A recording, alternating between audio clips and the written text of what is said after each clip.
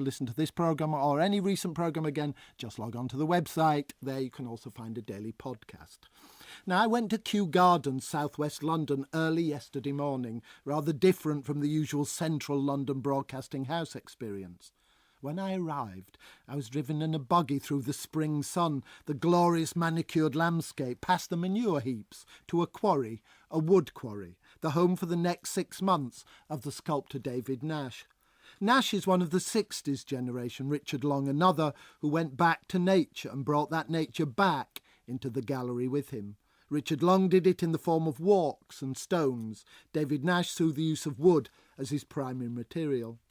David Nash is in most of the major collections in the world, so it's surprising that at the age of 67 he should agree to perform in public, making sculptures in the open air before visitors. When I arrived at the quarry, Heathrow jets roaring overhead, men were working, a diseased tree had been sliced and 2 of its enormous branches forked into the sky. A skinned tree was close. It was like the autopsy room for a forest. David Nash has only just arrived in Kew. When I shook hands with him, he was looking at this stricken wood like a painter might contemplate his palette. You see the trunk of the tree there, and you can see that the tree was in a bad state. All the bark has come off and there's a lot of insect damage which has killed the tree. So these pieces of wood are lying around us, are all the limbs.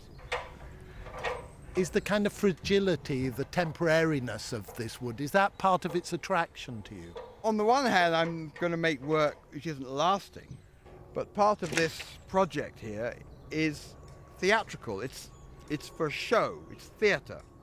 A lot of the smaller work which will be taken indoors, that wood will be fine. It's only when this sort of wood is left outside. If you leave the bark on and the sapwood, that's where all the microbes and fungi are going to really be active, and we'll break it down over a couple of years. But we borrow wood out of the cycle of growing and decay. So when we take it inside, that doesn't happen. It doesn't decay. I listen to you now, actually you speak like a doctor. Right, yes. You speak like a medic, like somebody who's thinking of the kind of disease and health patterns. Yeah. Does that make sense to you? Absolutely. I mean, wood is a plant, so it grows out of a will force. It isn't a sentient being, but it has life forces as it's growing, and those life forces echo in the dead wood. As I was travelling here, I thought of your namesake, Paul Nash, yes, who loved trees wonderfully. Yeah. You know, and I thought of Wordsworth rather than Shelley. Wordsworth loved trees, Shelley loved clouds, change. Do you also belong to that kind of English tradition? Well, yes, change. Because I grew up at the tail end of the assumption with sculpture had to be permanent. And then in the latter part of the 20th century, a lot of artists began to challenge that, particularly in sculpture. Like a walk can be a sculpture, or a piece made of ice which would last an hour can be a sculpture, if the artist says it is a sculpture. And in those circumstances, you think of yourself just as contemporary an artist as Anthony Caro, who took the sculpture off the plinth or whatever, or Richard Long, who went for a walk. Curiously, Caro and I, although we make very, very different objects, we actually have our modus operandi is very similar. He goes to the junkyard and he finds shapes, and then he responds to those shapes, and then he puts them together and brings other forms and adds and creates, but he's responding to what he's given. I'm responding to what I'm given by the tree. What is it autobiographically that set you off down this road? I wanted to be a free human being, you know, as all teenagers do. And I was reading a lot of biographies of artists. They really excited me, and I thought these people are free. You know, like they who? What? Well, Monet, Michelangelo, all the great artists. And I always played with wood when I was a kid, building stuff with old beams, scavenging branches. I've always been a maker of objects, and I realized, well, this is what artists do. So I joined them, and I became an artist. We're stood at the far end of here. I can see the pagoda. Yeah. And of course, I spend quite a lot of time in China, and as I read and look at your work, I think the one thing that makes you not English, the one thing that oddly that makes you more Asian, is you believe in a harmony between the human and the natural world. Even Marx, that great thinker, thought we should master nature. I don't know where you got this idea of collaboration from, because there are very few resources in Western culture to give you that? Oh, right. view? At art college and before, I loved the Chinese painting, the calligraphy, the quickness of it, the sleight of hand of it. Learning a language and you can just pour it off your hand so long as you didn't think too much about it. You just had to prepare yourself and do it. And that really attracted me, and I really studied that, and I read their philosophy behind, particularly the Taoist. Okay, I understand you now. Yes. Okay, let's talk about this project now. Yeah. What on earth has persuaded you to do it? Right. Right from the beginning, again, this is another Asian thing from the Tao Te Ching. Wait till you're asked. I haven't actually ever asked for an exhibition. I've been invited, and I've kept to that principle. So Q invited me. It also keeps me with a certain independence that a guest has, because you can always leave. It's a much better rapport with one's host. I'm not being paid to be here. And you're not beholden. Exactly. I'm coming as a sovereign state into what Q is a sovereign state too. It has its own law and its own traditions and its own deep culture. Because these trees could not be here without the intervention of the human being. Where this arboretum is not great ground. But these trees have been carefully nurtured and husbanded, but with old traditions and old understandings. So this for me is a perfect foil for my trying to work in collaboration with nature, because it's a relationship between my mind and the environment I live in, and that Q that is exactly the same thing here. This is only here because of human intervention. You're no young man any more than I am now. Have you always worked with assistants? Because there are inevitably assistants. No, I was Robinson Crusoe to start with. But when I actually did have to rely on some other people, I found this was amazing. People were bringing other ideas in, other skills. I used to stammer really, really badly, which might explain how I was determined to do everything myself, so I didn't have to speak to anybody. But anyway, this sort of economic world, I had to make a living, pulled me into having to deal. And finding this codependence really, really interesting, and also the social dynamic, which is something I'd always avoided, I actually find the most interesting thing. Also, I always think all sculptors are theatre people, because they produce something in 3D space. And I am a showman. And you are a showman. I'm a showman, but it's not just, I have something to show, and what I've learned I want to share.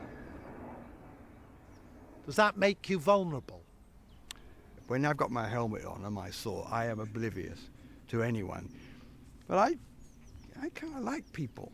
And it just depends on how proprietorial some of the people who come here regularly become about the project. But I haven't said when I'm going to be working. I refuse to make a timetable. So you're a badger, really. You may come out at night, you may not. The site is part of the exhibit, the work site. I'm not the exhibit.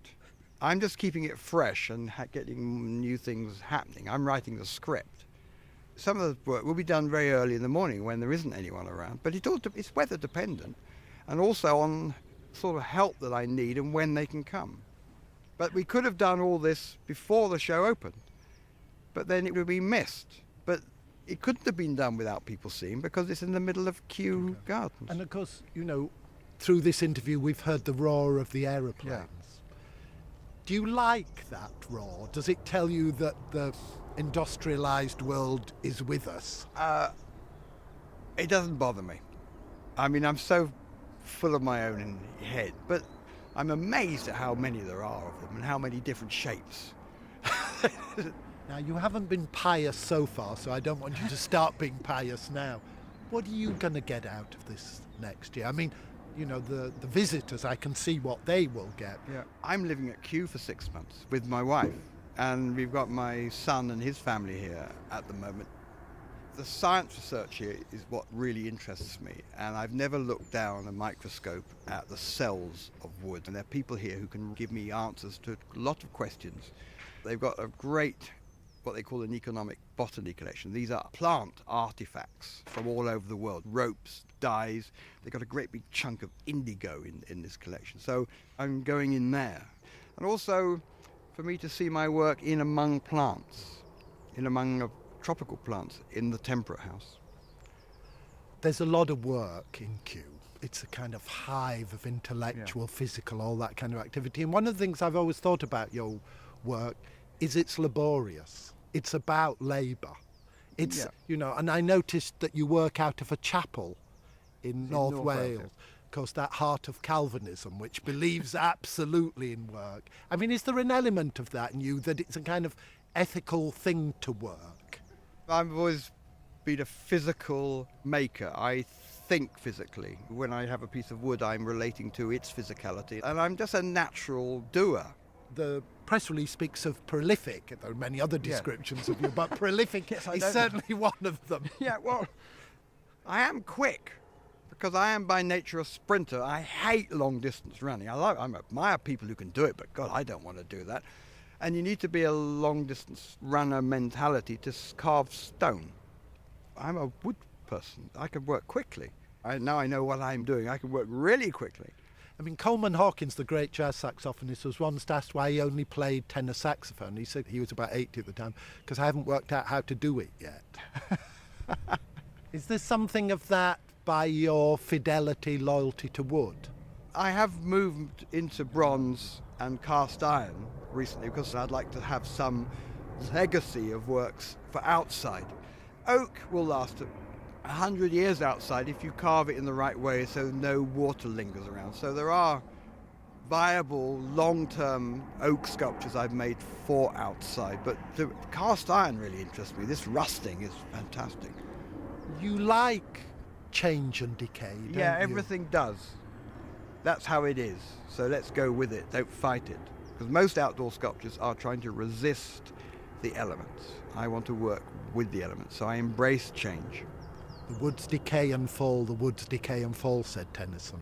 Yeah. But then if you have a wooden table in your house, that wood's been taken out of the cycle, you put that table back outside, it goes back into the cycle and it'll rot down into the ground. David Nash, and you can see David working in his wood quarry at Kew Gardens in southwest London until June, when the exhibition opens. That's all from me and my producer Phil Tinline. Tomorrow, landmarks on the Jean Renoir film La Grande Illusion. Join Anne McElvoy tomorrow.